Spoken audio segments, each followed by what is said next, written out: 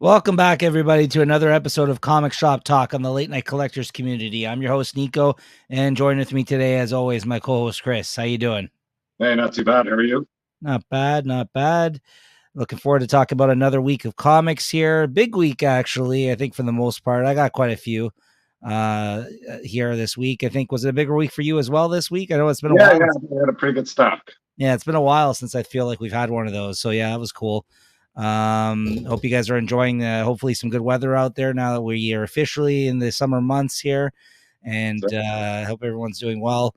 Make sure to subscribe to the channel. If you want to do us a favor, hit that subscribe button. You can hit that thumbs up, give this video a like, leave us a comment if you have anything to say to us about this week's comics or anything else for that matter. Hit us up. Go Edmonton Oilers, who pushed Yeah, I mentioned that too. Holy smokes, who would have thunk that one? pushed You guys are on fire. not me. I'm sitting here waiting for my money, guys. I can't. No one's paid me anything yet for this. Hey, no, it's not over till it's over. Somehow my players that aren't even playing might get some points somehow. They might go look back at the game tapes and go, "Oh, look at this, Yeah, Austin Matthews. Those posts were actually goals. We're going to give him points for that." it's okay. You're not alone. No one is coughing up any of the money. I think the only person that did is Peter. Actually, he's the only one man enough to give me the money anymore. Even though, even today, Justin's like, "Holy shit!" He's like, "I think you've won by the most." He's in second. He's like, "I think you have won by the biggest lead I've ever seen in one of these." They should keep the record of points there. That's going to be the highest points total too. I think so. We were actually comparing.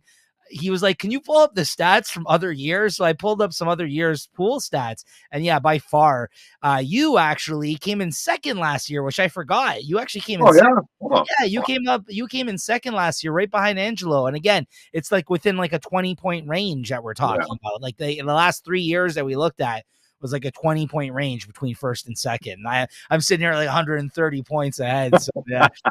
Anyways, yeah, we figured. Anyway, this ain't hockey talk. Yeah, let's talk comics. Cheers. Cheers. And since you rudely interrupted me there, changing the subject, we are going to be talking about new comics for the week of June 19th, 2024, and spoiler warning, all that good stuff. There you go. Chris is just changing the subject because he owes me money for this pool. I'm telling you, Monday that text is going out, buddy. It's happening. We'll see. Yeah. Play through that cup in the background. Yeah, it's happening. It's happening. But yeah, shout out to Edmonton Oilers. I know this isn't hockey talk, but we always try to give it a little bit of our hockey talk. It makes its way onto this show, right? I find so. Game 7, crazy comeback. I hope they win. They're Canadian. I think it's too. Yeah. All right. First up, we got Destro #1 here on the docket here today. Destro #1, the newest in the the Energon Universe books here from Image Comics, new G.I. Joe miniseries. What do you think of this, Chris? I think this has been the weakest of them all so far, in my opinion, but it's still not bad. Yeah, it's just not my cup of tea. I think that the movies have ruined that Destro character for me with now that he's like the clan Destro, and I don't know what nationality he's supposed to be, but I remember he was always talking with some sort of accent in the movies. And I don't know, I just never kind of fitted that lore. That lore never felt right to me. And I guess a lot more of that stuff's going on here. But there are some brutal scenes, like those bats there after they kind of win this battle for, what's it, Darklonia or something. Mm-hmm. And then they just started laying out the protesters too, the kind of people they were kind of sent in to help. I thought that was a fun scene. Mm-hmm. And then what's going on with the Crimson Guard with, is it Tomax and Zaymont? They have some cold blood flowing through their veins too. They end up often or culling their own troops there because they didn't feel that they were up to snuff.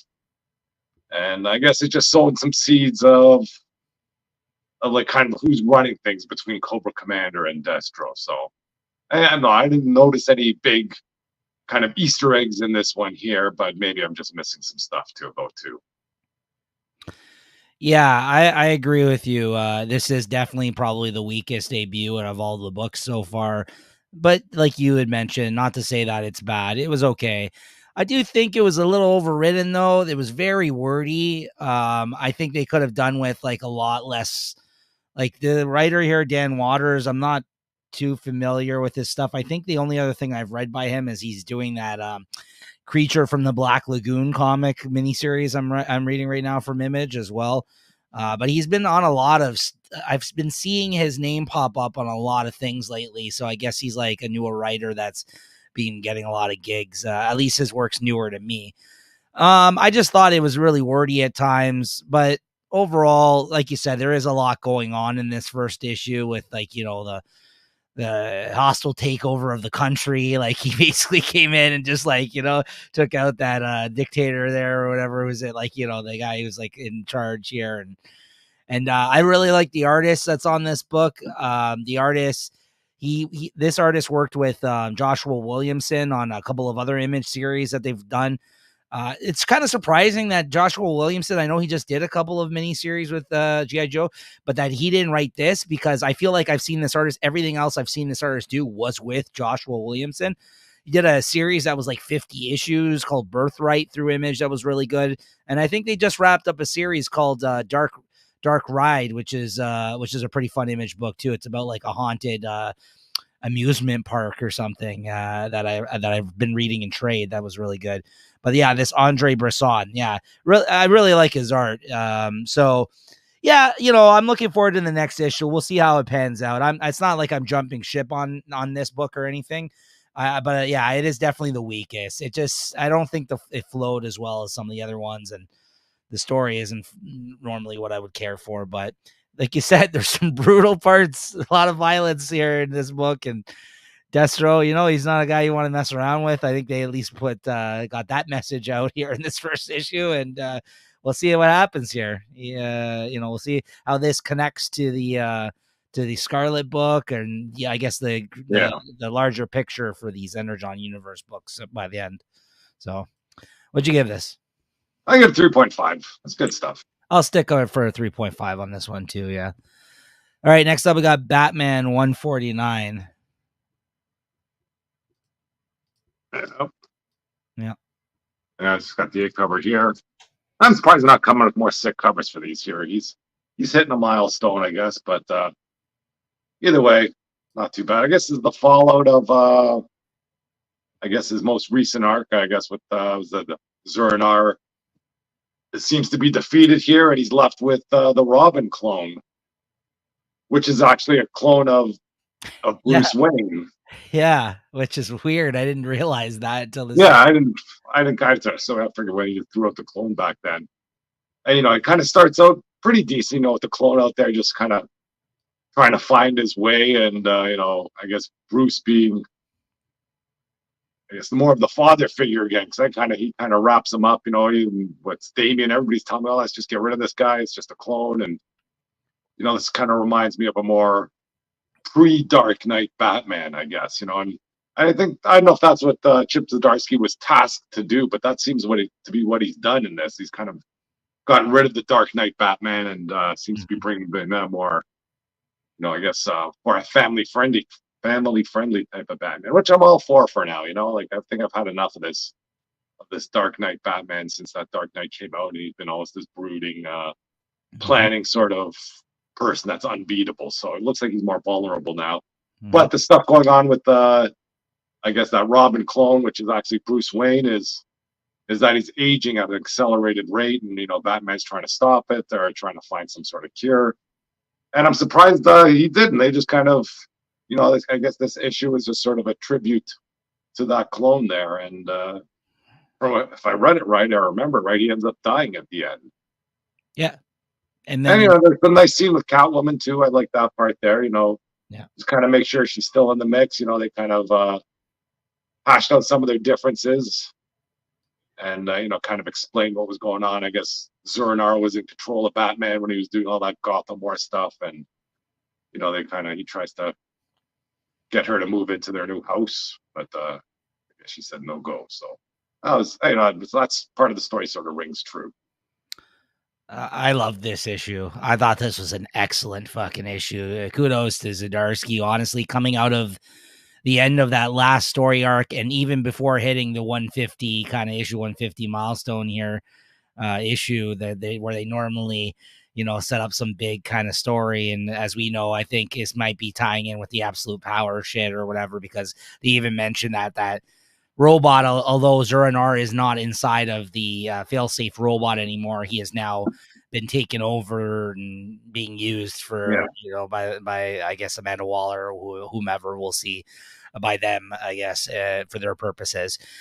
But I think this is just brilliantly done on Zdarsky's part. Like you mentioned, this clone has accelerated aging, and even though he tries to save him, he fails in doing so. And the whole point of the Zura and R thing was Bruce knew that he was going to get to a point as he grew older where he wasn't going to be able to be Batman anymore. So he wanted to set up that thing as a failsafe to basically keep his legacy going in that regard, and to also push him to kind of keep, making himself better despite all that.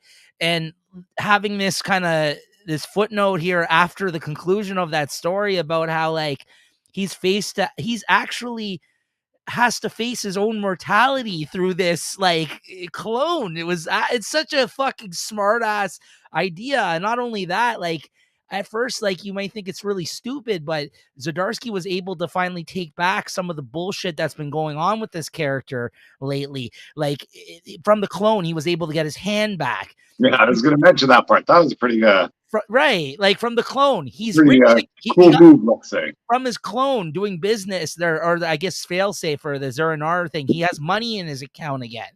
Like, he the things that have been plaguing what we know of this character over this whole time period, like for the last few years of the new status quo, and like you said, this ongoing fucking, like, dark and moody, broody fucking brooding, like, Batman, even had a nice ending there at the end. He, like, has a new mansion. It's no longer the mansion, but, like, because he was living in that fucking brownstone in the city for so long, because that's all he's had, because he had to get rid of the mansion because he became broke, and with the outcome of what's his name dying there, Alfred.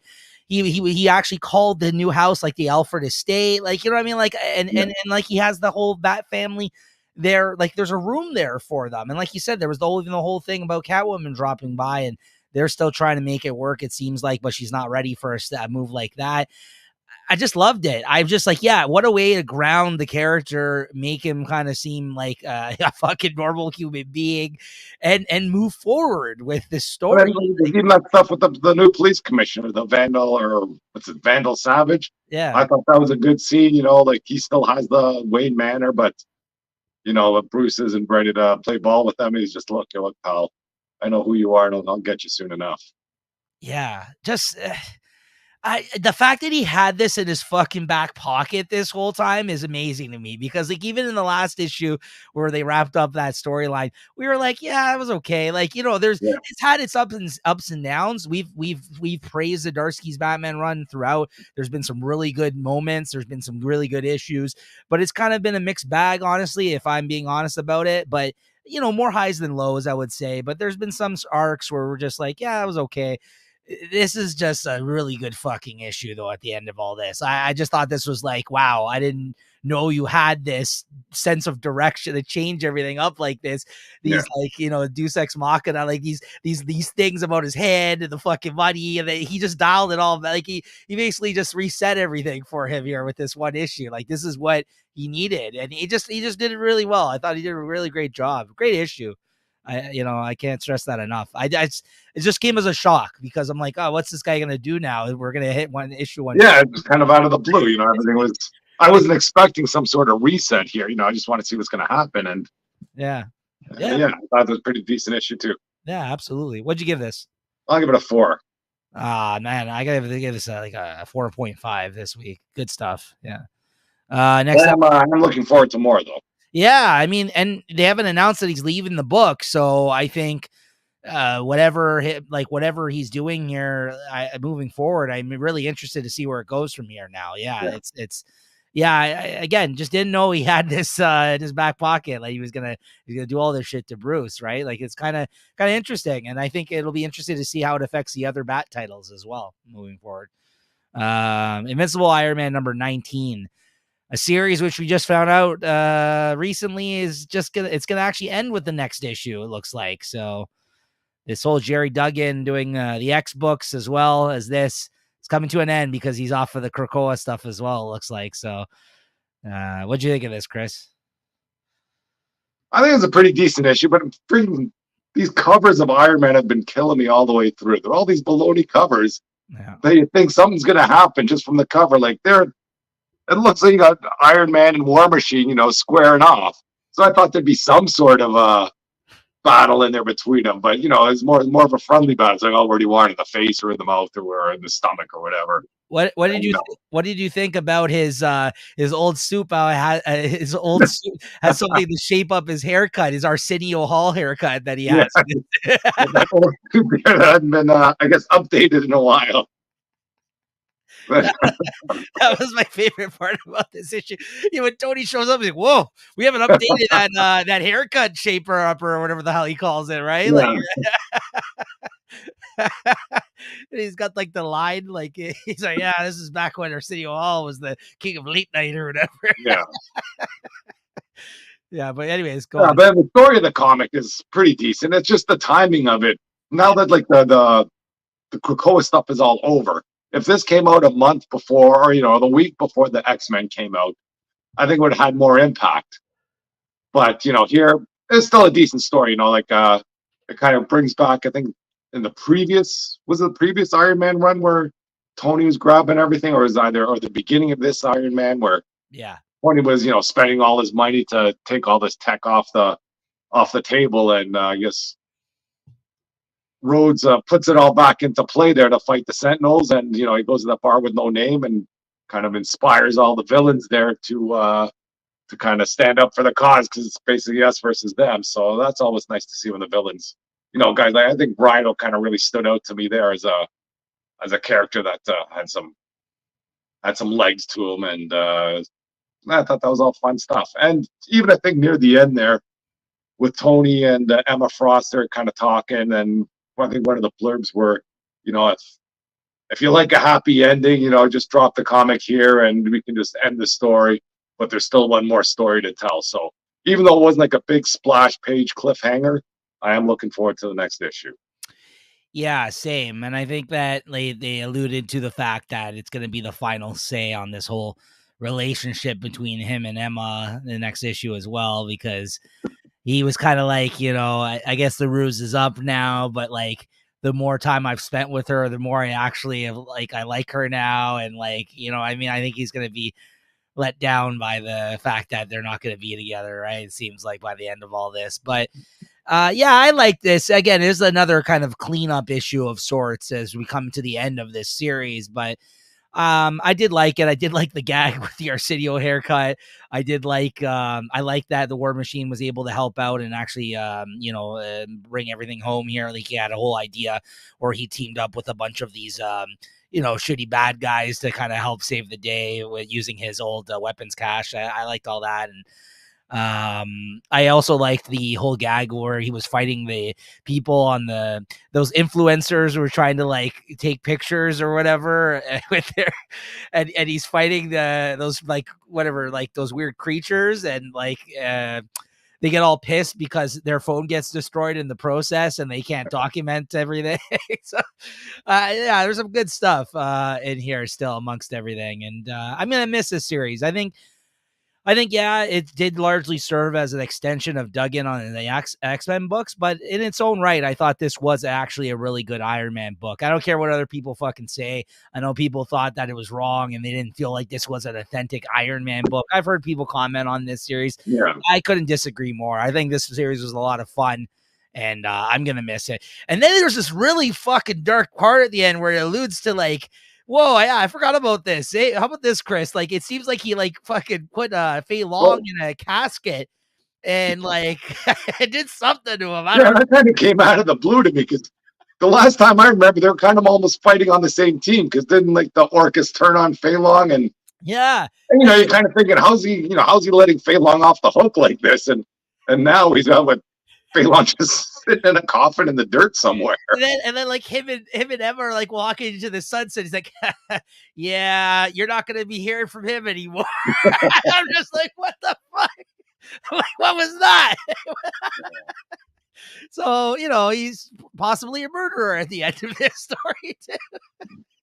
Didn't look good for Fei Long. What are you gonna do? Yeah, he's bad news. He fucked. I mean, that's the whole point of this book is that this Fei Long messed up his whole life from day one, right? So he got what he deserved, I guess. But it was just, but yeah, you're right. Like it was just like a 1-page thing where you see him and he's like got him in a casket, and he's like, "Yeah, you're gonna. I don't think we're gonna see this Fei Long anymore." I know he's gonna come back sooner or later. Yeah, They're just taking him off the shelf for now. yeah. Maybe that's not what it seems. Putting him on the shelf, let's say. Well, so what'd you give this? I guess 3.75, maybe a 4. Not 3.75. Yeah, verging on a 4 though. I agree with you. Yeah. 5. Yeah. Honestly, the whole series though, I think is like a 4.25 out of 5. Oh yeah, much better than I thought it was. Like when I first started reading this, I kind of started out in the beginning and I kind of dropped it for a while until it started, kind of really blending in with the Orca story and all that stuff. And that stuff was great. I loved it. It was a fun story. Yeah, I've been collecting this in trade paperback, so like I've been getting the collection. So yeah, it's good stuff. Yeah. All right. Next up, we got Catwoman 66. Chris. Let's see. So I got the Villalobos cover. And what's good with these DC covers Nice. is inside you'll have the actual cover too. I think. I've learned that now that I've been getting a few of them. It's nice. Yeah. You open it up and then you got the Dave Nakayama cover. I always feel I miss out whenever you get some good A covers.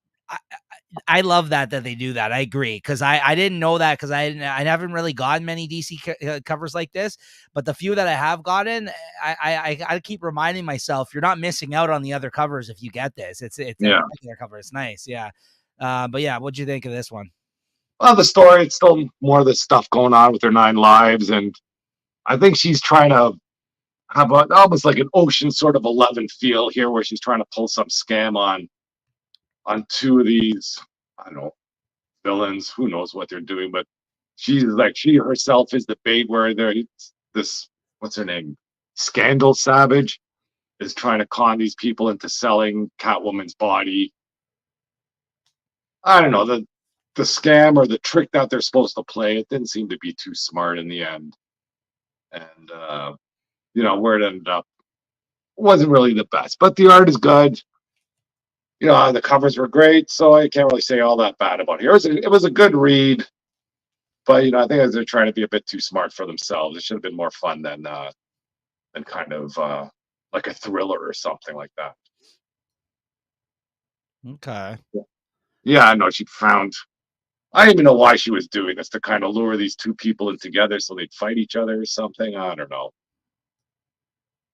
And I don't even know what happened at the end. I was really tired when I read this, so yeah, it happens. It didn't really attract my attention, but still nice cover. So yeah, that happens to me sometimes too. What'd you give this? I'll give it a 3.5. Okay. Next up, we got the biggest release of the week by far, at least in terms of covers. We got Uncle Scrooge and the Infinity Dime #1. This book actually had a lot of really nice covers. I actually was tempted to even pull the trigger and get one of the other covers as well, but I went with this Alex Ross one here. But there was like 20 covers, I feel like, for this because but even having Alex Ross doing a Disney cover, that's crazy. No, I know. I mean, like, yeah, there was a lot of really good covers. There was like a foil one that was really nice. Yeah, like it's something like out of sorts for him. He has a sort of signature style covers. Yeah, and this is just something so against that.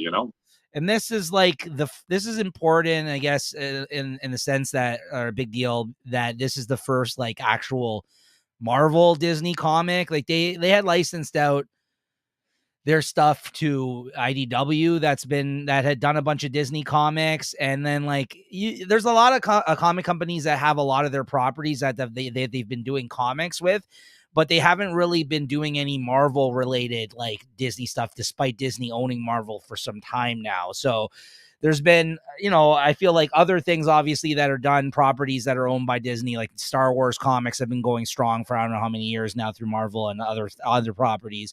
But they really haven't done this, or they haven't exploited the fact that like, hey, let's bring these people into the Marvel universe, which is, something that you would think they would have done. They've been doing it with Predator and Alien and shit like that, but they haven't really done it with them. So This is so basically they got Jason Aaron to come in and write this one shot story of Uncle Scrooge. And I think they're going to be doing a couple of others throughout the year that I think they've already solicited that are like what if issues. Like I think the next one here is actually on the back of this comic that they're advertising. What if Donald Duck became Wolverine? So like, yeah, so they're doing a couple of these one shots. I feel like throughout the year here as well for these. And I'm on board. I mean, I'm going to check out some of these. I don't care. I just think it's interesting that they're doing it. This was okay. I mean, this is basically, if you've read an Uncle Scrooge comic, you kind of know what to expect. But the cool thing about this is that Jason Aaron was able to weave in some kind of the themes from Marvel kind of. The idea of a multiverse exists in this issue. It has this whole like this infinity dime and all that. And Scrooge basically he gets the idea that he wants to take the money from his other selves from other worlds essentially in this. So he ends up figuring out a way to go to different dimensions and basically robbing their stash, their money banks essentially. So he can become the richest person, even more so than he is right now in his world. And you know, by doing this, you're able to see a bunch of different versions of Uncle Scrooge that have existed, like different get-ups that he's had or different versions of this character that you've seen in the older comics over the years. And you know, you got the Bugle Boys there. You got like a lot of like Huey, Dewey, and Louie. You got like a lot of references to like DuckTale kind of era, which for me is the sweet spot for me, because that was DuckTales was a big cartoon when I was growing up, and kind of like what I've mainly watched with Uncle Scrooge when I was younger. I didn't really watch. You know, I watch a lot of the Donald Duck cartoons and stuff too on Disney Channel, but like this is kind of like that's kind of where I know him from. So it was fun. And then there is, of course, he becomes the Scrooge above all. So he's basically like the Kang version. He becomes this powerful Scrooge McDuck because he's got all this, like all the coins from all the different universes and stuff like that. And they reference the fact that there's Uncle Scrooge again. If you read the comics, like he's got like that one dime, the first dime he ever made when he was like a kid that he's kept and cherished. Like, and again, this is like, you know, now he becomes like this powerful duck, Uncle Scrooge or whatever here.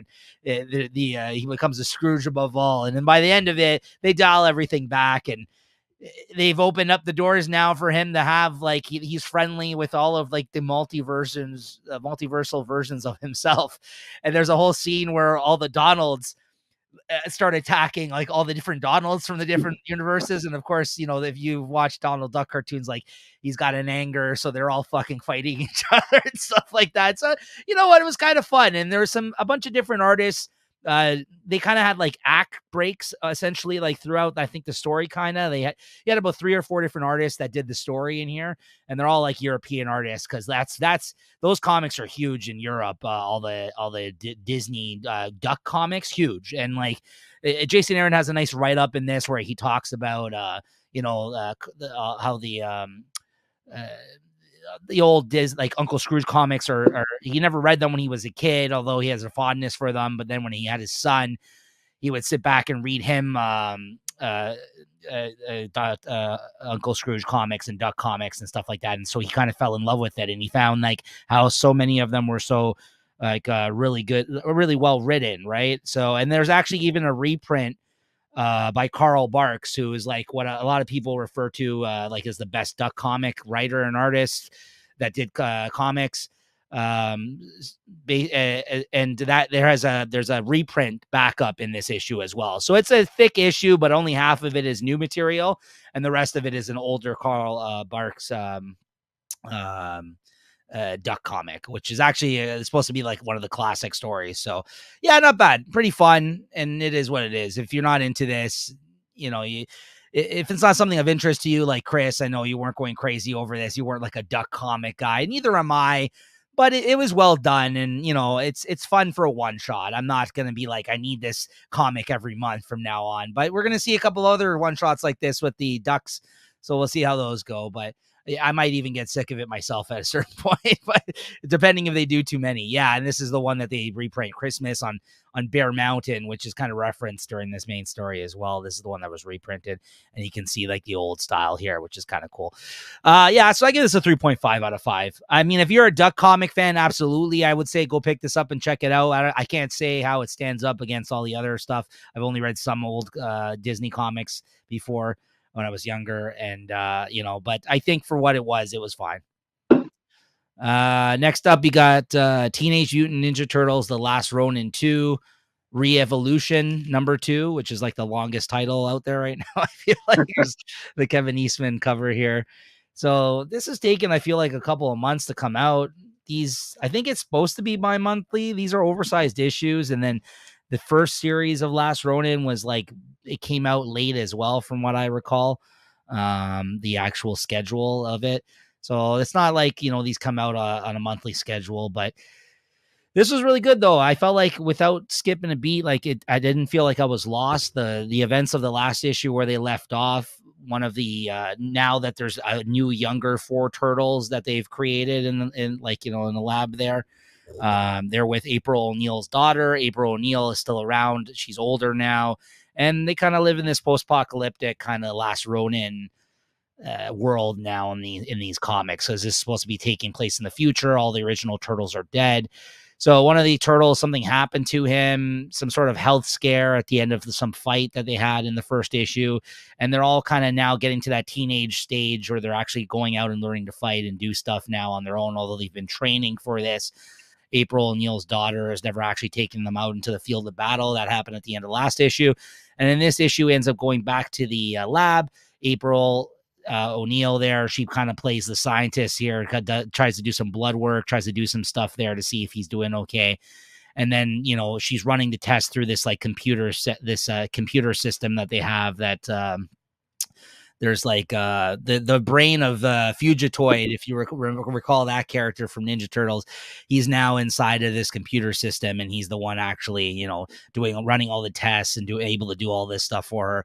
And they bring up this whole storyline about how she's now, the main reason he knows that she's concerned is that they mutated new turtles, not knowing what was going to happen if they actually went down this road again, because the first time around it was a freak accident what happened to the original turtles. And he's like, yeah, we don't really know how these turtles are going to pan out in terms of their health, or what, if something's wrong, or you know what I mean? I think you're concerned now because now these kids look up to you like their grandmother, and you feel guilty, right? Essentially. So it's kind of interesting. I kind of like that whole part about it, and the ongoing story about the fight against these guys and I don't know. I guess it's the government. It's like a evil faction outside of the, that's kind of running the show there in this future setting, essentially. So they're kind of going up against them, and it's interesting to see these guys out there in the mix now, helping out April's daughter there. Yeah, so I give this a 4 out of 5. I'm really enjoying this. I love the Last Ronin kind of era for Ninja Turtles, and they've announced that they're supposed to be doing a rated R Ninja Turtles version of a film soon, which I think is supposed to be like the Last Ronin kind of storyline or something along those lines. I guess we'll see what happens with that, but Turtles is good right now. Good stuff. And then Teenage Mutant Ninja Turtles Black, White, and Green #2. This is the anthology series that's happening right now. That's kind of similar to the Black, White, and Red type stuff that DC and wrong one, and Marvel and stuff have done. Let's see here. There it is. Yeah, this is okay. Again, I think they're bringing some interesting artists and writers on here that you normally wouldn't see it doing a Turtles comic. So that's the draw, I guess, for me. So I figured I'd try it out. The first story, not so good, by Gavin Smith. It was okay. That was probably my least favorite of the stories, though, this first one. And they also do 4 stories in here instead of the usual 3 or 2 for an anthology. There's 4 short stories in here. This second one I thought was probably my favorite. This was Michelangelo. He something happens to his pizza that he brings back after going outside to grab it. He brings it in, steps away for a moment. Someone eats his pizza. So he he goes into this whole detective mode to try to figure out who was the culprit behind who ate his pizza. And at the end of the story, you find out that it was none other than Splinter. He walked into a room, saw the pizza. It happens to be his birthday, which the turtles forgot. And they're like, oh, my boys are so sweet. They brought me a pizza for my birthday. So he ends up eating it. And then when he mentions this to his boys, he has like a tear in his eye. Oh, it was so nice that you guys remember it was my birthday. And they're like, oh, yeah, happy birthday, Master. You know what I mean? So that was kind of fun. And that, yeah, and there's a couple of good artists on here too. I forgot all the art. Tyler Boss is the one that did that story, and then this Rodriguez artist is really good. Javier Rodriguez, this is his story here. I really enjoyed this one as well. This was fun. And yeah, I think the green, white, and black thing works. The scheme works well here. And then the last story, there's a pizza monster that they fight. So there you go. So yeah, I think it catches the spirit of the turtles. It's fun to see different creators do this stuff. I'd probably give this, you know what, I like this issue better than the first one. I'd probably give this a 3.75 out of 5, which is good for me for an anthology. Usually not a huge fan of them. So I thought it was a decent issue. All right, Chris, next up we got Nightwing 115. Some more Fallen Grayson here. This is the last arc of the Tom Taylor run on Nightwing. Also coming to an end. Yeah. So this one with, I guess, Dick Grayson is having his Pennyworth Gala, and it's been interrupted, and I guess this is just continue on with that. And I guess they're trying to evacuate everybody from the ballroom. But what I don't get here is, I guess Bruce is there, but he doesn't seem to be very Batman-esque in this story here. He's like kind of deferring to Nightwing, where Nightwing, Bruce, get everybody out of here, and I'll stay back. And I guess one of his I guess the enemy here, I forget what his name is. He tells him that his butler's missing, so Nightwing goes back in there, and that's all a ruse to catch Nightwing. And I guess they knock him out with some sort of gas there, so you get some trippy moments with Nightwing, which isn't so bad, or with whatever his name is. And I think by the they figure out that he is Nightwing, and then they frame him to be heartless or something. And then does he have to jump at the end of that? I still don't know why this big story where he can't jump is so freaking crucial to everything. Like, I agree. It's not the greatest, but I think the ending page, I can predict it right now for this will be him doing some triumphant Nightwing backflip kind of jump on this page, and probably like the Antonio Banderas fall, like bang bang bang bang. No, but like one of those things where it's going to end on that the run, and I think that will signify who this guy is, kind of thing. Like I'm back, baby. You know what I mean? Like you know what I mean? Like it's gonna be like something like that. But that is such a long run for a short slide. Like this has been like his being able not to be able to jump was like teased back when he was a pirate still. Yeah. Yeah, not my favorite Nightwing issue, but it was still okay. Yeah, I thought it was all right, but I agree. I mean, this run has had a couple of lulls. As much as I've loved this run, this Tom Taylor run, I'm not gonna lie, like it has had a couple of arcs where it was like, it was okay. The Pirate one being one for sure that you can point to specifically and be like, yeah. But I'm still interested to see this come to a conclusion here. I think he can still stick the landing, if he can jump, Chris. All right. You're a wordsmith, Nico. All right. What'd you give this? Sorry, Nightwing, but 3.5. Yeah, I hate giving it high scores, but I hate giving it low scores. I'll also give it 3.5. Hey, listen, that's a good rating. That's like a 7 out of 10, right? You got to think of it in that sense. So it's not bad. Anyways, I'd much rather begrudgingly giving it 4s and 4.5s. Right. Yeah. I mean, yeah, we'll see. Still a couple more issues to go. Doctor Strange number 16, which is the Blood Hunt tie-in here.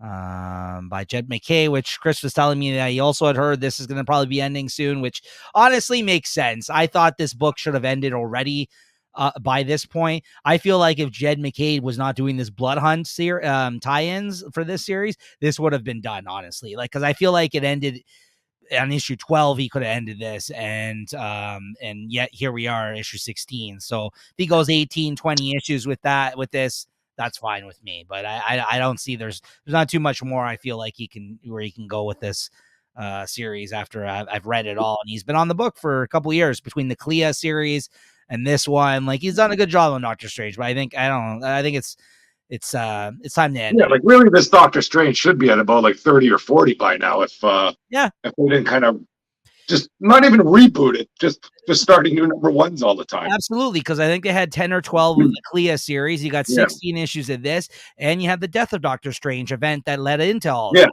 right? So that right there, like you said, you got over 30 issues worth of material there. So it's not like he hasn't been on the title for long. I just think, like I said, sometimes people overstay their welcomes. This hasn't been bad. I think it's been consistently good throughout all the series, and I'm a huge Doctor Strange fan. I think it's a good run. But I think it's time now. I think he needs to move on from this one. But anyways, what do you think of this issue in particular? yeah. As a Blood Hunt event or a Blood Hunt tie-in, I think this one is more directly involved in the Blood Hunt series itself. We got whatever Doctor Strange's body is kind of just floating around there, and Doctor Strange is more in the astral plane, doing whatever he does. And I didn't know anything about his brother that's trapped in the Sanctum Sanctorum somewhere. And I suppose the whole gist of this story is that his brother's gonna occupy or take over the Doctor Strange body, and then we get some good Wong action, and it's nice to see Wong out there doing some good stuff. Yeah. Yeah. Yeah. I thought it served as a good tie-in, and it's had its it's had the events of this book um kind of played into the Blood Hunt stuff perfectly, because like it was leading all to this point anyways. Jen McKay has been writing both books. So, and this whole brother thing's been in the background for a few issues now, and this actually hasn't, come to fruition up to this point. So I think it worked out quite well. I mean, obviously he orchestrated the Blood Hunt event too. So I think this all tracks. It doesn't feel like out of place or anything like that in that regard. Like some of these tie-ins sometimes with these events do. This all kind of made sense. And like you said, it's good to see Wong, who's part of was it Wand or whatever that fucking group is he's part of. That's basically the magical shield. Yeah, good stuff. I like this fine. What'd you give this out of 5? I got a 3.5. Same. Yeah. Next up, we got, speaking of Blood Hunt, we got Wolverine Blood Hunt number 2. I got this Nick Bradshaw cover here variant, which big fan of his. Actually, if you do join me here at the con this summer, Chris, you might actually see me picking up a Nick Bradshaw Wolverine commission that I've already got in the works here. So I'm really looking forward to that. Actually, if you're talking about that, I did kind of book that day off on before the long weekend, whatever weekend it is. I think I have the Friday booked off. Perfect. So. All right. We'll maybe we can swing something. Yeah. So what'd you think of this? I enjoyed the first one, and this one, kind of kept the mojo going. There's a lot of good action there, and still with Maverick, he's still trying to get Wolverine to join his cause there. And the one thing I didn't get is, I don't know if that was a big reveal. Whoever the lady that's pulling the strings of Maverick. There's that lady in red there at the end, the vampire. I don't know if she's supposed to be somebody. I didn't recognize who she was.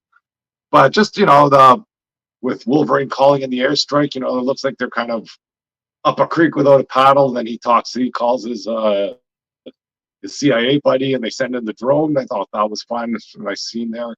And, they got the light weapons, and they're off to battle, just going out there kicking ass. He's doing Wolverine things with I guess his vampire friend there. So it's all fun to see. And, I guess story-wise, this person, I don't know who she is. Is she supposed to be somebody, do you know? No, I mean, I mean. Okay, I thought that might be a character that I just didn't know, and that was a big reveal there. But no, I mean, she could have been a pre-existing character or somebody else that's in like the tie-ins, but I'm not familiar with her. No, it's just fine. I mean, you don't need to. Yeah. It's like I thought maybe I'm just missing something, but I like the Wolverine's they're still trying to figure out what's going on. He's thinking that, Maverick isn't really acting, true to himself. So there's a bit of a mystery afoot. And hopefully this can get resolved. I imagine these are only 3 issues. This Four oh, this mini. it's 4 issues. Yeah. Okay, we got some time to still maybe resolve things and see where it goes. Yeah, I love the Juan Jose Rip art on this series too. I think I just really like his style and I like his Wolverine, and I'm happy to see him on this book. And it was kind of one of the main reasons why I picked this one up. But it's also nice to see Tom Waltz, the writer, on this book. I think this may be his first Marvel work, as far as I know. And he's somebody who wrote the ongoing series of the IDW Ninja Turtles series for years. So yeah, it's kind of cool. That's the main reason why I picked up this tie-in. And while it's kind of simple and straight to the point, I think it's a good tie-in. If you're a fan of Wolverine, there's nothing wrong with it. It has some good action in it and decent story. So good art. Yeah. What'd you give this? Might give it a 3.7. Yeah, I'll give it a 3.75. The push to get there. Yeah, I was gonna, it's one of those books I could have easily given another 3.5. I know we just handed a bunch of those out because they're a lot of middle of the road, good but not great books here. But I think for this team alone, for the artist on this one, I'm gonna give it a bump too, 3.75 out of 5. Yeah, it's been good. It's been enjoyable. It's good tie-in. Batman Superman World's Finest number 28. I read this week. And this kind of continues this whole fifth dimension or whatever they're from, Mixoplex kind of people arc that they got going on here, whatever dimension that he's from. And that's basically what this issue is playing around with these characters more and talking about them, dimension hopping. And at one point they go to like the second or third dimension where they're not 3D, or I guess second dimension. And it's like flat, and there's like nothing there, and they're not 3-dimensional anymore. So they're kind of playing with those kind of, things a little bit in here. And you got Robin on the forefront here with Mr. Mixoplex, and they're fighting, one of these people, and he gives Jimmy Olsen his powers. So Jimmy Olsen becomes like a superhero for a second during the fight here. Yeah, some cheesy stuff going on, some hokey, funny stuff here and there. But I still don't think this is as bad as I had predicted it was going to be when they first set this story up. It has been decent, and you have good Dan Moore art. Mark Waid's still writing it. So if this was in lesser hands, I think it would definitely come off that way. But it's been fine. It hasn't been anything amazing though. But it's an interesting story, and I think you may only have one more issue of this to go. It's coming to a close soon. You can tell by the end of this one. So I gave this, but I'll give this a 3.5 this week as well, though. Again, good, not great, not bad either. So 3.5 out of 5. And they're all kind of standing at the forefront here at the end of this. And oh yeah, but then it looks like he basically kills Batman at the end of this. I don't know what happened there. So it looks like he fried him here, and I guess we'll find out what happens there next issue. And then next up, we got Titans 12. I'm still just reading this digitally. Man, I don't know. Tom Taylor is got an autopilot going on for this series now, I feel like, coming out of Beast World. And I know you had read one of those issues where they basically set up that whole thing about how Raven is evil now. And you remember there's somebody inside Raven's body. It's not her anymore. And it's basically the fallout of that Beast World thing. And he's really been fucking stringing us along with that story. And yet again, it's the same story happening in this issue. And it just feels like he's fucking dragging his feet on this one, on this story. And now you keep last couple of issues. We've got these flashbacks of this younger girl who was in love with the Titans. And now she's become basically a bad guy. They've basically brainwashed her and using them for their own purposes. She's like a robot now after she got into an accident, and they're using her now up against the Titans to fight them, essentially, like Amanda Waller's people and stuff, Star Labs or whomever. And yeah, it's just I don't know. It just feels like he's phoning this one in, I'll say, and this is not his best work.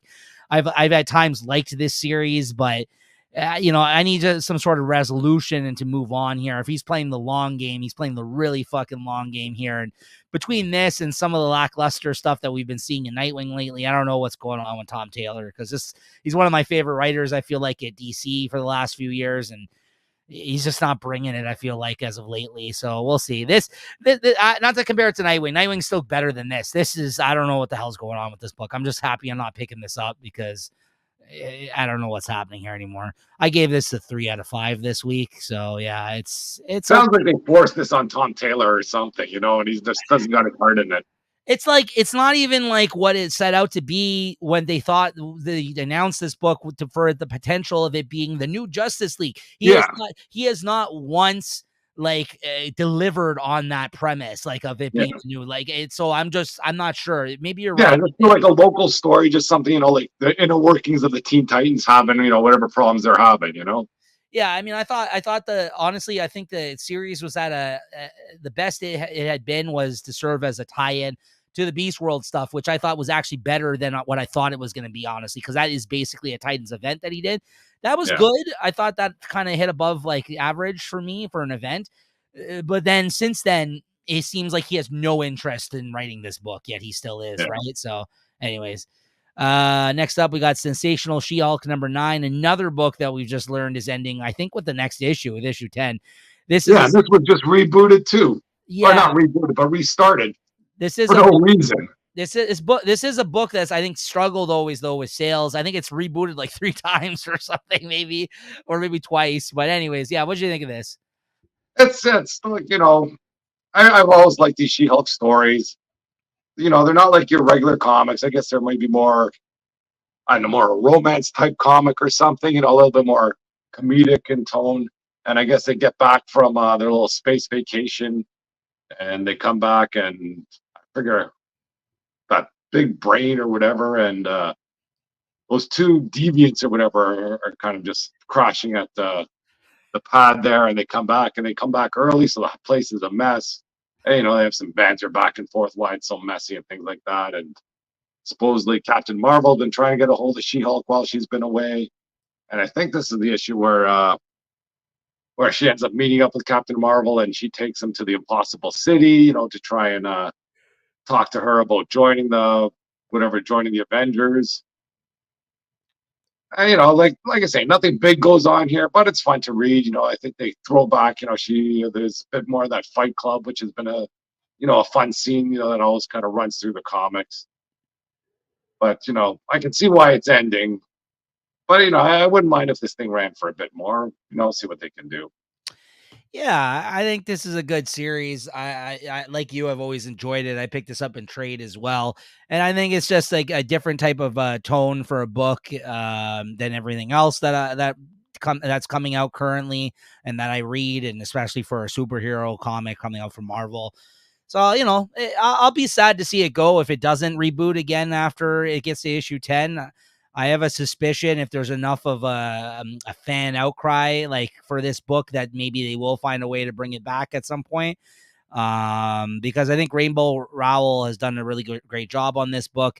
And, I hope if this is the end for She-Hulk, that she ends up on another gig at some point for Marvel. Because I really liked her Runaways series that she did previous to this. And I think this is no different. I've really enjoyed this series as well. So, but in the same breath, I don't mind taking a break from She-Hulk as a single issue either, Yeah, no, I agree. If it ends with the next issue, it's been a good run, let's say. But yeah, which I knew is coming out at or is going to end at 10 or whatever. I would have bought all the issues kind of no matter what. I thought this was going to run through and go up. I'll jump in again when it gets better. But that's the problem with the market, though, right? It's one of those things where people don't want to jump into too many series, but yet they could have used those numbers to help support the series and keep it around, right? But I don't think we should be blamed as consumers, because that's unfortunately the way that that it is, because there is this such thing as the trade waiters, right? So they're the people that, oh yeah, that was really good, and then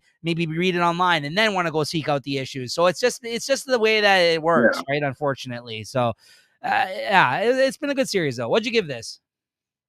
I got a 3.5. Like I say, it wasn't anything special, but still good enough. Yeah, same, 3.5. All right, next up we got Wonder Woman #10.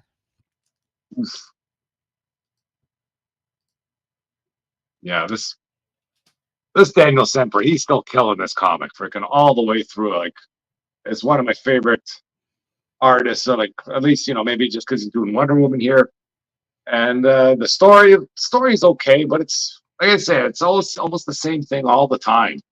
It's just kind of different things thrown at her.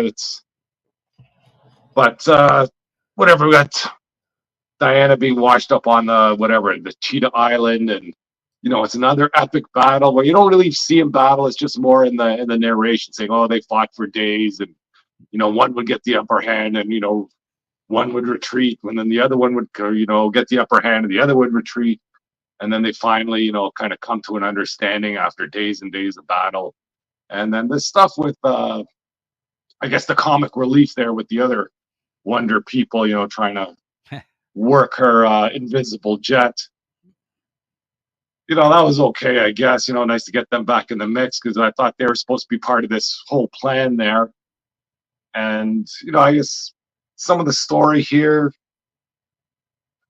was it at the end where Diana's basically telling Cheetah that she went through all this stuff because she knew that Cheetah was trapped too, and this was her way to save her? But then out of the blue, those people just fly the jet there to come pick them up. Like, why would she go through all this trouble? Like, she was put through the ringer to get to where she was there. And from what it seems is she put up with all this stuff, like to kind of get to this point where she could, talk with Cheetah and, I guess save her. Right. And then they just fly the jet there anyways. Why wouldn't she just, screw all this stuff? It sounds like she could escape at any time, but she had to lay low and kind of see how things play out to do this stuff. Yeah. But if you take that part of the story out, it's still a nice touching story in there, when they're kind of all battle worn and just kind of, finally the truth can kind of come out between them and they kind of just talk about things, Yeah. Openly. And that was fun to read there. I think you're right. I think it doesn't make that much sense. It was really just to bring those characters together and have that joke, I guess, about the invisible jet, right? Which I did enjoy. And I gotta say, my favorite thing about this though now is like the inclusion of these characters. I actually love that she has a cast of Wonder Woman characters now. Like that's really cool. Like that there is like, the Era Floor being the newest of them. That's really just came out in the last couple of years. But I mean, the fact that they're all kind of present and that they all are in contact with one another, like it's kind of cool that there is a group of Wonder Women now. Like I think it's somewhat unique in comparison to like, there's fucking 20 Spider-Men now. You know what I mean? Like I actually like this more. And I feel like it seems like they should have been doing this more often than not in the past. Like having the Wonder Woman comic should have all of them involved and not have Yara Floor, whatever, being on her own comic. Right. Having, whatever, Wonder Girl or Donna Troy being in their own comic. Like, aren't they all supposed to be like, I don't know, one of them supposed to be Wonder Woman's daughter? Yeah. And, like when they do run their own comic, like Wonder Woman is nowhere to be found in any of those comics. You know what I mean? And it would make more sense that if they are family or, that's their cousin or that, they'd be more sort of together. Yeah. Like, I just like all of them individually. And, if they were to spin this off into a book called Wonder Women, I'd be on board for that. Right. You know what I mean? Like, yeah, I call Wonder Woman still. And, but these are part of her cast of characters. Yeah, no, they're good characters. So I'm happy to see them around in this book. And like you said, Daniel Sampere's art is the highlight of this title still. But I think Tom King now with this issue, and it does say like, this was like the finale of sorts for this part of the story. He needs to move forward with this one. Yeah, and it's not the trials and tribulations there. He's got to get into business there. Yeah. And this story here, oof, that is good. Yeah, it was fun. I can't believe I'm liking these dumb stories at the end there. But like, I thought this one was dumb until the end. Like that last page shows up. Yeah. Like, she's trying to fly in the kite the whole time and you don't even think twice about it. Yeah. And then at the end, it's fucking Kite Man that teaches you how to fly. Like, don't they break into jail or they break into somewhere to get Kite Man? Yeah. I thought that was great. And Tom King loves Kite Man. He used him in his Batman run, like comically throughout it. And so like that's, yeah. When I saw him, I was like, yeah, nice one. You know what I mean? Yeah, it just made the story, like it takes the crap. Well, I wouldn't say a crappy story, but it takes a whole hum story and just makes it make sense at the end. Yeah. No, I liked that. That's why literally that's the only page I put up out of that story for the art year. So I was like, this explains it all right here. What'd you give this? I give it 3.75. I think equally because of the art, because of like some of the elements in this. Yeah, I'll also give it a bump from 3.5 to 3.75. Yeah, this is one story, but this has been like this is almost the same as the the story where she was fighting her group of guys, whatever that team that he put together. Yeah. It's almost basically, just page for page, except now he's fighting Chitara and not that whole team. This is a book though that between us has gotten many favorites of the weeks and high scores though. So like, let's bring this book back to that. Yeah. It's got to move the story forward. And it's not that it's been bad, but yeah, I think we need to just it's been about 3 or 4 issues of her in her mind and fucking all this other shit going on. Yeah. So anyways, next up we got Ultimate Spider-Man #6. I got the Chris Somney cover here this week, which I'm quite happy with. I really like this one. If Marvel was doing the same thing with the covers, I'd be getting freaking. Yeah, I'd pay the extra $1 for a variant cover if they had the regular cover inside. Right. But fuck, this Ultimate Spider-Man is freaking firing all cylinders. I don't know how, but it's good. Like, you got here Peter Parker comes in all beat up, and he's trying to blow it off like he fell down working or whatever. Like, come on, nobody's falling down and beating the shit up like that. Yeah. And they kind of go back to the story, even though they go back in time to kind of explain what happens. Yeah. And it's just fun seeing, like both of them are like pretty green as well, no pun intended, but yeah, they don't really know what they're doing. And Kingpin here, he proves himself to be a seasoned villain, say. And, he's like, who do you guys think? I've been watching you, like, not just today. I've been watching you watch me for like the last week. I was going to come outside and just tell you to come in here and get this over with, see what you're up to. Yeah, that was good. Yeah. And then just seeing the Kingpin freaking, I don't know whatever he did to himself, but he seems to have some sort of enhancements going on there, which now makes more sense, because really before, like, Spider-Man, even though he's like a big guy, like, Spider-Man should be able to freaking beat the crap out of him, no problem, because like Kingpin doesn't really have any superpowers per se. But anyways, here there's things make more sense, and then it goes back to the story about Peter Parker revealing that he's Spider-Man to his family. And I don't know if I've just been, I don't want to say brainwashed, but you're just so conditioned to freaking this becoming a bad thing. Like this, the page there, it's like, okay, fuck, here it comes. So that's and Mary Jane's gonna leave with the kids, right? And now he's gonna be on his own. I'm like, oh, come on, they can't do this. So I was gonna ask you where you stood with this. Did you like it or you didn't? It sounds like you liked it, because I think you just never seen this before, where she's like, like, okay, we gotta go talk in private about this. And she is like freaking on board 100%. Yeah, look, like, flying around with them in the next fucking scene. Yeah, like it's like this flying around stuff. Like, I know you got to keep your secret identity, but it's not hard to put 2 and 2 together. This is supposed to be some sort of world where they got cameras everywhere. Like, oh well, let's see, we got Mary Jane flying on some guy's back. Wonder who that is, and now you see Peter Parker with his fucking face beaten, and I just beat up some guy pretty good. I like how you're commenting on this, because this was going to be my one question to you when you stopped talking about when you finished explaining the book here of what happened here. That's really the only thing I was wondering what you thought about this, because you're right. You're so preconditioned to think that from the other relationships that they've had with her and Peter in the other book, that she would totally be against this and like worried about him and this and that.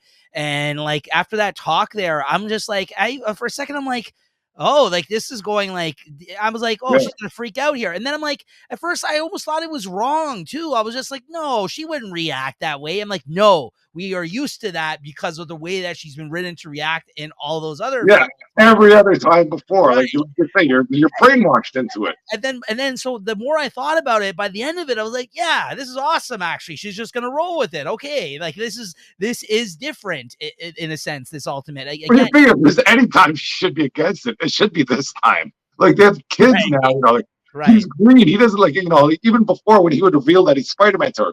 He would have been Spider-Man like for years and years before. He's already good at what he does. Here, he doesn't know anything yet. Like, no, for sure. He's scared to break through the window. No, and the first time he does fight, he gets his ass kicked. No, for sure. But I do like that she isn't like, obviously she's like, I'm scared for you, blah, blah, blah. But like, I hope you know what you're doing. Like she has more confidence here in him though, like, to make the right decision.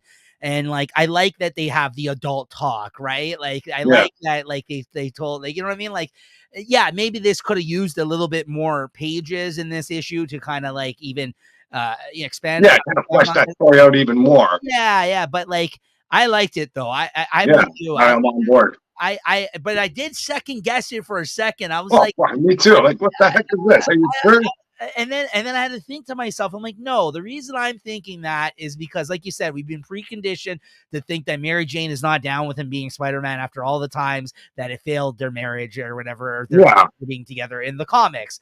And I was like, wow, what a small thing that he's doing and kind of creating the different Ultimate Spider-Man here for this story. Like even some of the things that happen that we're used to reading Spider-Man comics, he's like, you yeah. know what, I'm gonna go the other way for this for that once. She's gonna be down with this, right? I was just like, that's interesting. Actually, I was like, I really respect the balls on him, Hickman, for fucking doing that. I was like, oh, that's actually a small but yet interesting thing that he did there. Yeah, I like that. And what'd you give this? I don't know. I might have to give this 4.25. Yeah, that's what I was thinking this week. Yeah, 4.25. Yeah, I'm glad I'm so glad you mentioned that though, because that's literally the same thought I had while reading this. I'm like, wow, that's weird, right? Like that's odd. I don't know about that But one. even the way they pace it, they got to make you turn the page before you kind of see that she likes it or not. You know. Yeah. Oh, good stuff though, for sure. Oh, and then finally here is our whole Spider-Man block here. We got Amazing Spider-Man 52 with this awesome fucking cover here this week. Yeah, Great cover. can't go wrong with that. No. What'd you think of this, Chris? Well, after reading Ultimates, they should put these two comics out of the same. It's the lesser of the two this week, in my opinion, personally. But yeah, go ahead. But like, this is one of the comics I think I read first, and I liked it. It was good. Like, yeah, there's some good lines in here. Like, this is still a good comic book story. Let's say, it's not like there's no sort of political overtones. It's not trying to tell you anything. Well, maybe it is, but I don't know. I don't pick it up. But just the stuff with Norman Osborn, I think he's selling all the stuff to Peter Parker. That could turn into something. And the Chasm stuff, I like that one line with Chasm. That's one thing that stood out to me in this comic when I guess Chasm gets rid of that, whatever the goblin serum in him when he tries to kill him with that goo. And then, then Peter Parker kind of becomes himself again. And he's like, oh, thanks, whatever. I don't know, whatever. Is it Ben or Ben Riley, right? Yeah. And he's like, oh, thanks, Ben. And then he takes off to go do what he does to help save things. And then Chasm's like sitting there goes, fuck, I thought that would kill you, man. That's one line I liked. And, just the battle between Chasm and Spider-Man was good. Hey, come on. Yeah. I hope they use him correctly, because the last time he was out there, like, I liked it when he first showed up, and then they kind of went to the well with him once too often. Yes. But I think they might have a handle on this here. He's here for a particular reason there. Got this whole team together to try and help Peter Parker or help Spider-Man. Spider-Man needs help. And, there's things building up to something here. So, yeah, I'm down for it. Because, whatever that spider or that goblin venom is still sort of in him somehow, because there's one scene there at the end where he's trying to fight it, so maybe that's still going to rear its ugly head. This is another book too that we just found out recently that I think by the end of this year is going to be Zeb Wells is walking away from the book, the current writer on this title for the last 50 issues or whatever that he's been on here. So he's stepping away. His run is coming to an end. Did it say starting with 56 or ending with 56? No, I think it's starting with the last arc. So it could be another whatever. I don't know how long an arc is, but it could be another 5 or 6 issues. I think we're gonna see it through probably to the end of the year then. Probably. Yeah, I don't think they want to put up too much new stuff. And I hope they don't reboot the series or restart it, because they're not really saying they're ending it. They're just saying that his arc is over, and they might continue with the numbers, which I don't mind. I hope they do personally, but. Yeah, I think it's time as well for him, honestly. But we have really enjoyed this run. So, I don't mind the big news. I was happy is that my favorite artist, JR is going to be off the book for a while. So, depending who they're going to bring in, we're going to freaking bring in the stick figure writer or something. But that's news I'm looking forward to hearing that, and hopefully, sure, they're going to freaking put some A-level talent or put some put some, some weight behind this new Yeah. direction they're going to go to. Yeah. And I am excited to see how Zeb Wells is going to end up things. If he's going to have to reset everything back to the status quo, like what are they going to do with Paul? What are they going to do with Mary Jane or like Jackpot? Is Jackpot going to be, something that's going to be trying to be pushed out there? Or are they going to just dial everything back and, try and kind of restart his world again? Yeah. Yeah. So I guess we'll see. We'll find out. So I heard this name because what's Nick Spencer doing? I haven't heard his name freaking thrown out anywhere. After he stopped writing Spider-Man, I don't think he's written. Like he went to Substack, and then like from what I understand, that Substack it's failed. Sort of.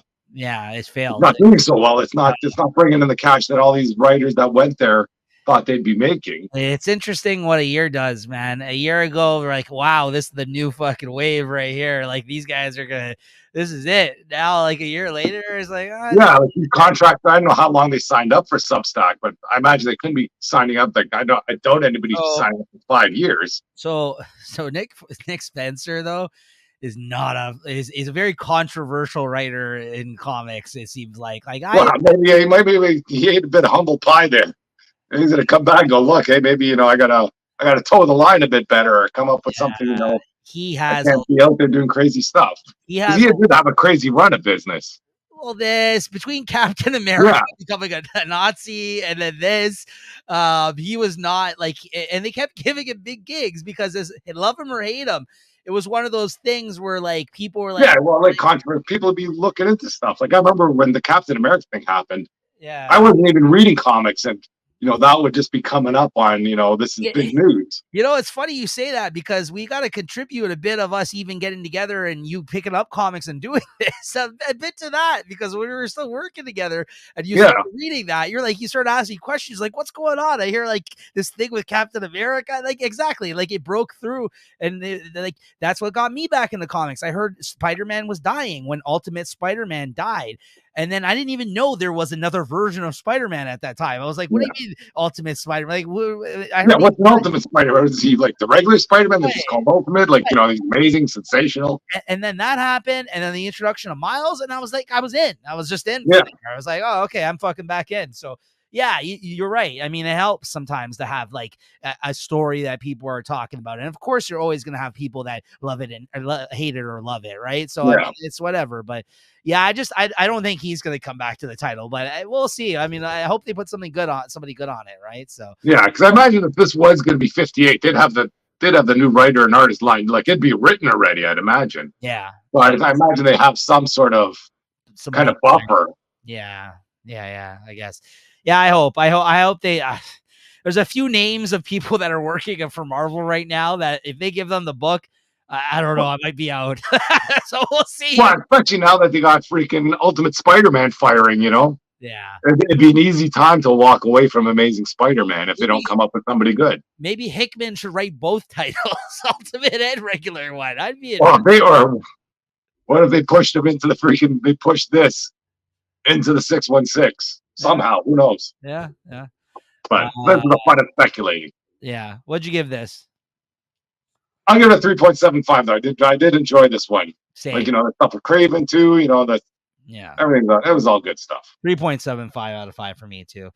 All right, that's going to do it for our week of comics here we want to talk about, guys. A lot to talk about this week. So we ran a little bit longer than normal, but there was a lot of books. Like we have like 7, and then like 17, 18 books here. So yeah, there's a lot to talk about. So but let's get into some quick solicits here for you guys. We didn't look at the Marvel solicits last episode because they weren't ready as of yet, but they are now. So Chris got his solicitation smoke going there. So let me just bring up the Marvel solicitations for September. I think I took a quick peek at these solicitations. I saw a few Tony Flex and Kyle Starks writing some stuff, if I'm not mistaken. Tony Fleece, the guy who does Local Man, he's doing. Yeah, he's writing something there. I thought I saw his name there, and I saw something with Kyle Stark too. This is news to me. Okay, all right, good news. Let's take a look here, shall we? I haven't looked at these at all. Like these are all new to me, so let's take a look here. And shout out to comicreleases.com. That's the site that we use to put up the solicitations here. No affiliation to them, but I just feel like they do a good job. But let's take a look at Marvel. Yeah, so we didn't look at Marvel last time. We looked at DC and Image. So if you want to take a look at us talking about what we're picking up in those months, make sure to go back and check that out. That was last episode. Let me just get here. Okay, here we go. So Wolverine #1. Yes. Yeah. This is that Greg Capullo thing, right? No, that's the Wolverine Revenge or whatever. Oh, this is the Wolverine, the actual series. Yeah, so is it him that Saladin Ahmed? I've read. Oh, yeah. Is he who's writing Daredevil right now? Yeah.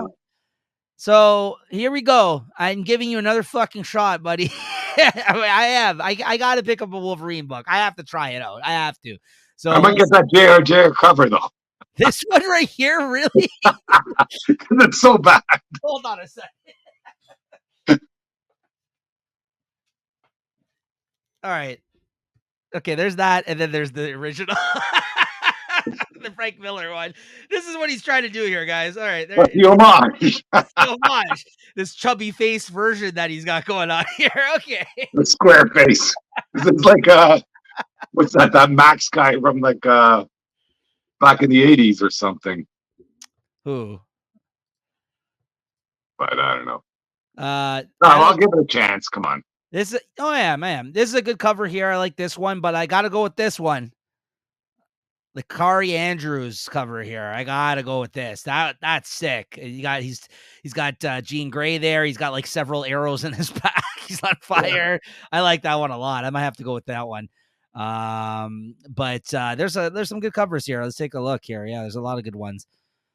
I got that one. Clayton Crane. Oh, Gleason. I think that one is. I think it's just like the Spider-Man one. Yeah. I know. That's a good one there too. I like. For speculators, that might be a big hit because that Spider-Man Nick Spencer issue that he did with that cover it's worth a lot now, actually. Yeah. So there you go. Some good covers. So yeah, I'm in on this. Exceptional X-Men #1. I'm out, I think. I might check it out online, but unless there's a cover here, but I'm just not interested in seeing her. I love Emma, love her, but I'm not interested as much in seeing her lead a young X-Men team. I don't know. Like she's led X-Men teams before, but I don't really have a connection to these characters as much. And Eve Ewing, I haven't really read anything she's done. So yeah, I think I'm out on this one, but maybe I'll check it out online. We'll see. And Dazzler with a mini series, and there's rumors that what's her name's going to be in Deadpool Wolverine movie as Dazzler, Taylor Swift. So I guess we'll see what happens there. Yeah. Well, I heard the lady Deadpool going to be in the movie. Oh yeah, that probably. But I mean, yeah, is this the Kari Andrews one? Yeah, I think so. That's nice too. He's doing a lot of variants here this month. Nice. I think I'm out on Dazzler, but Dazzler does have her fans, so. They need Carlos Gomez on Dazzler. That's who they need. Yeah, I agree. What do we got here? Uncanny X-Men #2. Yes. Yeah, I'll probably still see what's going on. Yeah, I'm in on this still. I'll probably go with the main cover. Uncanny X-Men #3. Yes. I hate how they screw you like that. Freaking double booking or double shipping this thing. These are nice covers too, though. The one that's just a single profile shot. Those are nice. I like that one. I might go with that, actually. I like that cover. I like Nightcrawler. So, this Dave Marquez one's sick, too. What do you think? Which one are you going to go? You going to go with Jubilee or what? Yeah, I'm not a fan of Jubes. Which Nightcrawler cover? This one or the other one? I think the previous one there. Yeah, this was pretty sick. If this is a regular one, I'll go with this Mahmoud Asrar one. I like him. X-Force #3. Yes. I'm giving the ones I'm interested in at least the first arc to see what happens here. But none of these covers are giving away anything what these freaking stories are about. Yeah. And then you got Jed McKay's the main X-Men book here with Ryan Stegman. Yes. The Juggernaut. Yeah. Yeah, I'll get the first one. That one's cool too, but I'll probably go with this one, the Stegman. That's nice. Then you got NYX. Nope. Oh, I think there's they don't have it up there, but in one of those, there's a J. Scott Campbell. Yes. I've pre-ordered the J. Scott Campbell variants for every single issue so far. Yeah. He's doing, I think, the whole team like a single shot one. Yeah, I'm doing. Yeah, you're right. That there is a J. He doesn't have it here, but you're right. I think the first 3 issues I've already pre-ordered of the J. Scott Campbell. Yeah, I think that Psylocke and Gotta go with that for sure. Magic or something. Yeah, NYX. No, I'm out on this. Phoenix 3. No. Can't read them all. X Factor 2. Yes, I'm in on this one though. I'm in on X Factor. Oh, that's a nice cover. Yeah, I don't know. I kind of probably go with this one. There's some good ones there. Avengers 18. No. Although, is he changing up the team here after Blood Hunt? Storm. Well, I got Storm joining the team, and no, this Hyperion guy. Oh yeah, Hyperion. Yeah, could be some good stuff there. He's kind of like the Superman. I'll definitely probably read this one online, but I'm kind of like the Superman archetype there, kind of like he's from Squadron Supreme. Okay, that's kind of interesting. Avengers Assemble 1 of 5. No.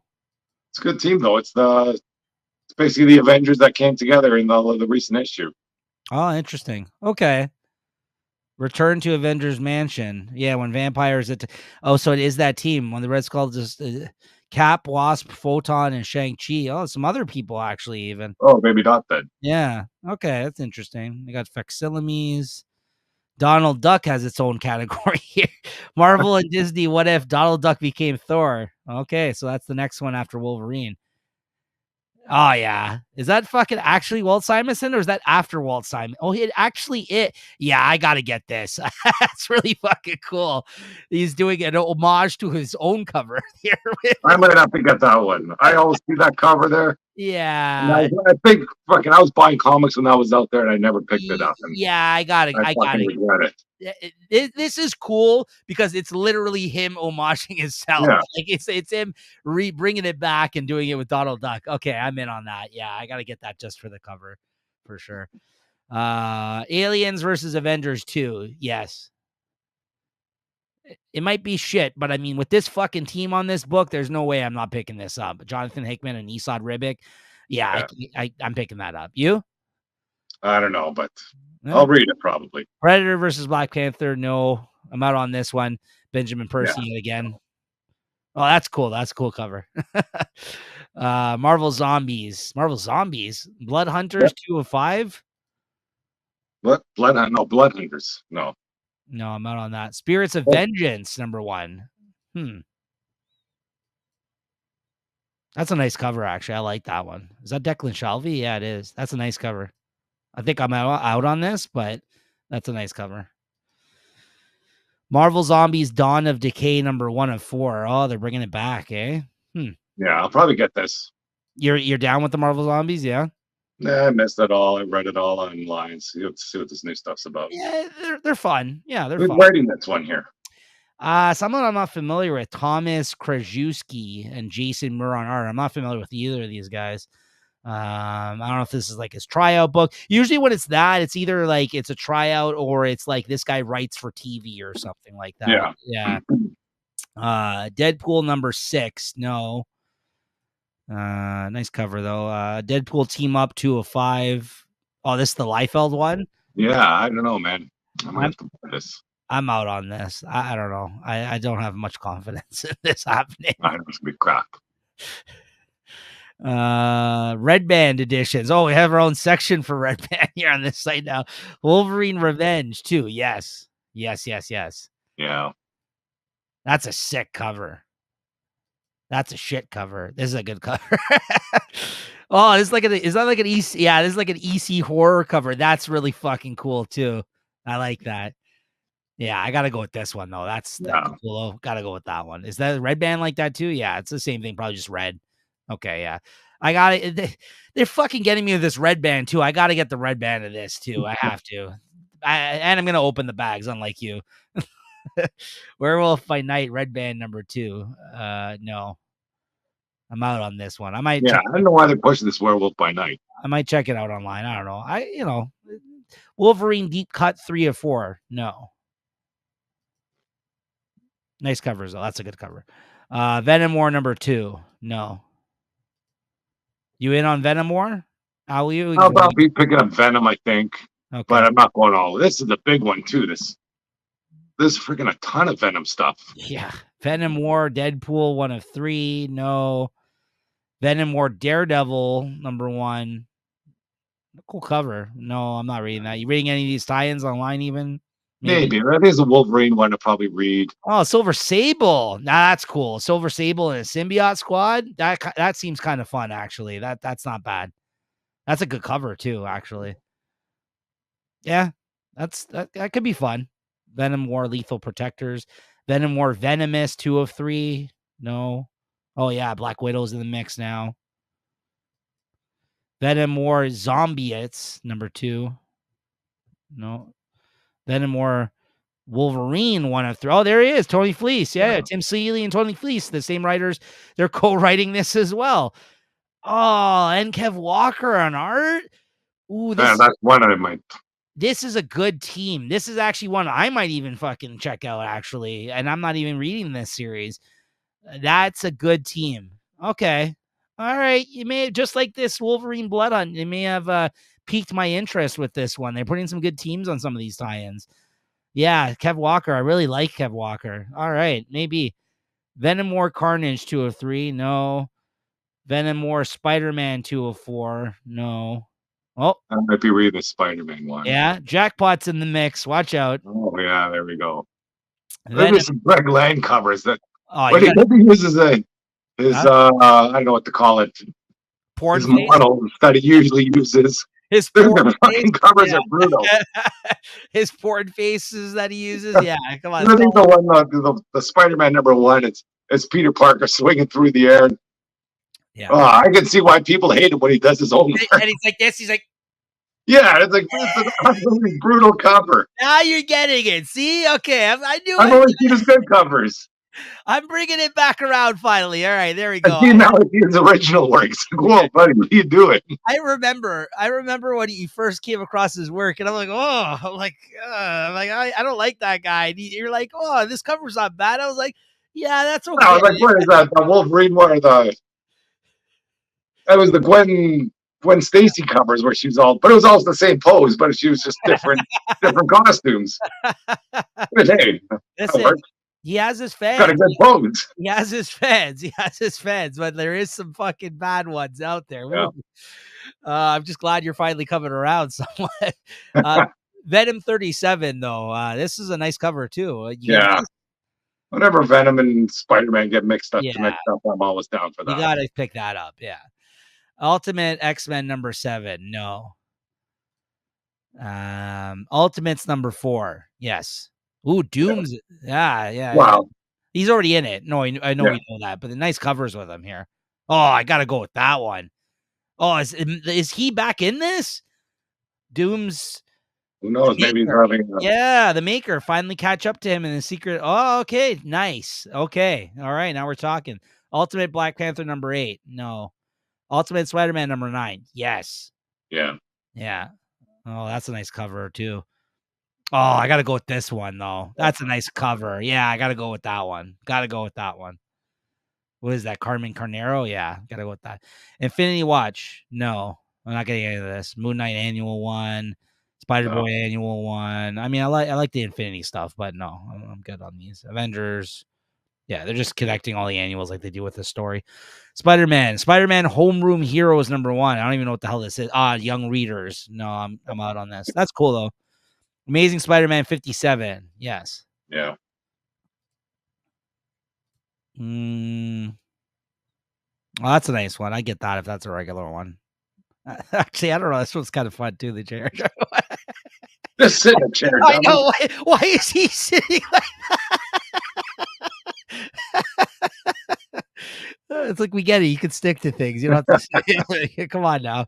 Yeah, of course. Him in the rain, classic. Ramita does good rain. I'll give him that. Yeah, it washes out any detail he has to put in the character. It's just blocky enough. Spider-Man Raid number 2, 3 of 5. Yes. Yeah. Spider-Man Black Suit and Blood 2 of 4. No. Maybe. I might be. Oh, there's some nice covers here, though. Good cover month, actually. A lot of really good covers this month. Yeah. I mean, I might read this online, but I'm not gonna pick it up. Chasm, Curse of Cain 2. No. Kid Venom. No. Spider Society. I don't even know what the hell that is. It's number 2. Oh, I guess it's just all the other Spider-Men now. Okay. Yeah, that's stuff that's led by whatever the 2099 guy. Yeah, Spider Boy 11. No. Spider Gwen, Ghost Spider number 5. No. Spectacular Spider-Men 7. No. Miles Morales, Spider-Man, no. Venom, Separation, Anxiety, so many Spider-Man books. Venomverse Reborn, number 4. No, I'm out on all those. Ultraman and Avengers, number 2. No. Vengeance of the Moon Knight 9. We don't have a cover here. It says classified. Okay, there's a classified one going on here. I've been liking this series. I've been reading this online, but it's been good. This Jed McKay Moon Knight series. Phases of the Moon Knight number 2. No. Although this is Jed McKay and Declan Shalvey doing stories on this. Well, maybe I'll read it online. I don't know. This is like an anthology for Moon Knight. I don't know what this is. Captain America 13. No. Fantastic 425. I'll read this online. Yeah. I've been liking it. Carlos Gomez on art on this issue. Oh, I got a Greg Capullo Fantastic Four cover. That's a nice cover too. Nice. Incredible Hulk 17. No. Fucking Nick Klein still on this book, man. That sucks. Yeah, they got to freaking get a good writer on there. Freaking get him off that book. Nick Klein on the new Spider-Man. Yeah, fuck, that would be awesome. Get him off that fucking book, please. They got to put him in the new run of Spider-Man then. What? Godzilla cover? What's going on here? That's pretty awesome for Immortal Thor 15. I don't know what's happening there, but that's neat. Godzilla variants. Okay. What? Deathlock 50th anniversary special. You a Deathlock fan, Chris? I was until he turned out to be Miles Morales or something. Yeah, that was a thing for a moment there. Yeah. Oh, that's a one shot. There's some good covers too. Maybe. Maybe. I don't know. I do like Deathlock, so maybe. Namor 3 of 8. Yes. Scarlet Witch number 4. No, I'll probably continue reading it online though. Daredevil, Woman Without Fear. No. Daredevil 13. No. Oh, that's nice. Oh, that's Godzilla variant. That's pretty sick, actually. Nick Bradshaw drew that. Oh, I don't know. I really like that cover. Get Fury 5 of 6. Yes. That's a good cover. Yeah. Then we're in the Star Wars and the other shit there. Yeah, so that's it. Okay, that's well, I thought I saw Carl Stark's name somewhere in there, but maybe not. I think that was on the last solicits. Yeah. I think, but yeah, I welcome more Kyle Starks over at Marvel. Let's do it, right? And he did that Pet Avengers book or whatever. That was okay. Yeah. Right? Yeah. All right, Chris, what are you looking to pick up next week? Hold on, me fire things up here.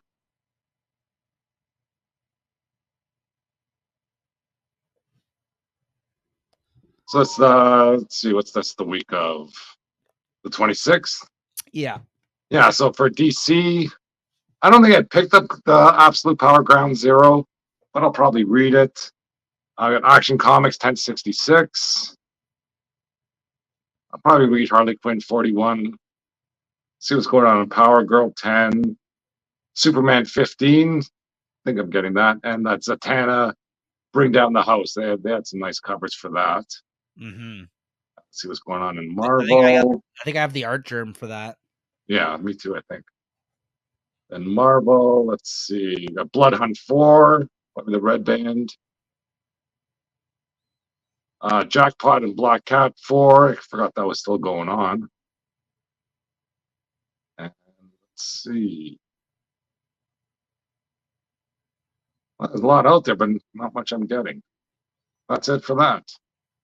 And anything in Image? Whoa, what's this? This is Image? Sacrificers comes out next week, number 9. Okay, yeah. Yeah, Sacrificers. Drawing Blood comes out. I know you've been reading that online. Oh, yeah, try and read that. Yeah, that comes out. Void Rivals. Yeah, Void Rivals. I'll try and read World Tree again, see where they're at in that story. Yeah, Harley Quinn 41, Zatanna Bring Down the House #1, Blood Hunt Red Band Edition #4, Drawing Blood #3, Grommets #2, Sacrificers #9, Universal Monsters Black Lagoon, Creature from the Black Lagoon #3, Void Rivals #10. Big Image week, actually. I have I just saw that image live. Oh, it's this image here. Other than Blood Hunt, I'm not reading any Marvel, and I have like just the 2 DC books, Zatanna and Harley. Yeah, it's most books I'm picking up physically are Image, actually. So that's an interesting week. Interesting. Okay.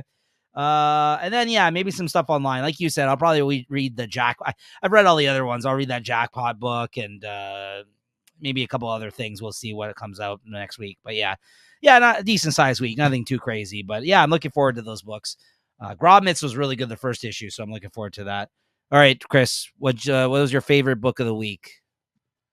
Well, I think after talking about it, I have to go with Ultimate Spider-Man 6. After looking at the JR cover, I'm going to have to go with Wolverine. #1 by Frank Miller cover. No. Listen, Ultimate Spider-Man is definitely the runner-up for me. And Chris, good pick because it deserves it. But I got to give it to Batman 149 this week over that. Yeah, just because I was so impressed, and this kind of came out of nowhere, this issue, I felt like, for the end of Zdarsky's storyline with everything that entailed. This was a treat and an unexpected one at that this week. So I got to give it to that. But other than that, it would have been Ultimate Spider-Man, I feel like, for like the 6th time. I feel like I picked that book every single fucking time it comes out. And it's been really fucking good every time it's come out. So it's like, it's hard to say no to that one, right? But I'm glad you picked it. But there's always something good and new about it. It's not like, it's good for the same reason. No. Yeah, exactly. Yeah, exactly. So, all right. So that's going to do it for our show here today, guys. We'll see you next week. As always, thank you for tuning in and helping support the channel, and make sure to like and subscribe and all that good stuff. And we'll see you next time. Thanks, Chris. All right. Cheers. Cheers.